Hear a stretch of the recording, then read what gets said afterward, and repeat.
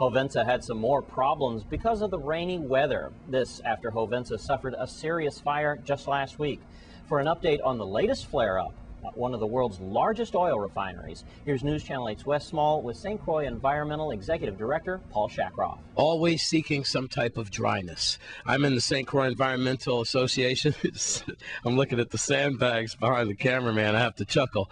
Paul Shackroff, he's the Executive Director of the St. Croix Environmental Association, making some chuckles, but this can be a very dangerous situation. Now, we understand Hovensa has had another incident yesterday with releasing possible toxics into the atmosphere.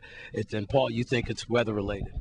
Well, that's my understanding from the press release that was issued from Hovensa, and I'd heard about this first in conversation with the U.S. Environmental Protection Agency. I was in conversation with them yesterday afternoon, and also I'd heard from Donna Christensen. So I know that U.S. EPA and the delegate are both following this this latest incident very, very closely. I know EPA is mobilizing yet another incident team to come over and spend more time, not just to come in and out and get the story and leave, and then spend some additional time here in St. Croix in order to continue with their in-depth investigation of this whole series of incidents. It appears that this last one was weather-related, and that wouldn't surprise me given the intensity of the weather we've been seeing the last few days. But it's one more in a series of 3 or 4 incidents over the last several months that are of great concern. And obviously, I'm sure that Hovensa, as well as the rest of us, want to get that under control and get that stopped so that we can get back to normal, and we don't have to be subject to these emissions every other week that are serious health concerns to the people downwind breathing, not just the water in the cisterns, but also the emissions and breathing the air from these the burns. It's a major concern. It's a major health problem. Paul Shackroff, he's been busy these days. Just in case you're just joining us, let's get you caught up. You might remember that it was last week that Hess caught on fire Hovensa with the ground flare incident. And now within the last 24 hours or so, electrical problems due to the weather, I imagine, has another ground flare. Is that right? That's my understanding, is that with the issue yesterday that they did have to burn some additional petroleum products in that ground flare, and that's a concern. Anytime you're burning that and it's blowing downwind across people, then that contains benzene byproducts, other particulate matter, things that aggravate asthma and other upper respiratory conditions, as well as many of these are cancer-causing products.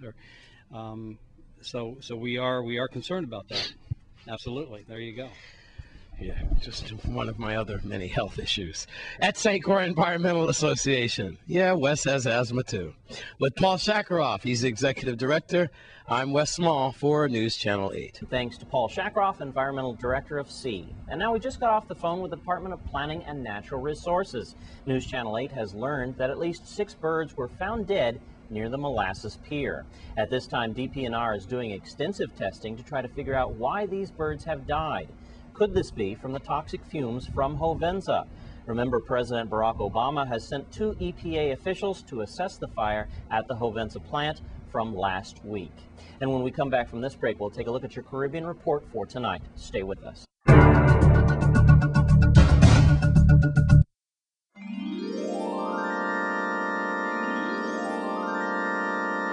And let's take a look at your Caribbean report for tonight.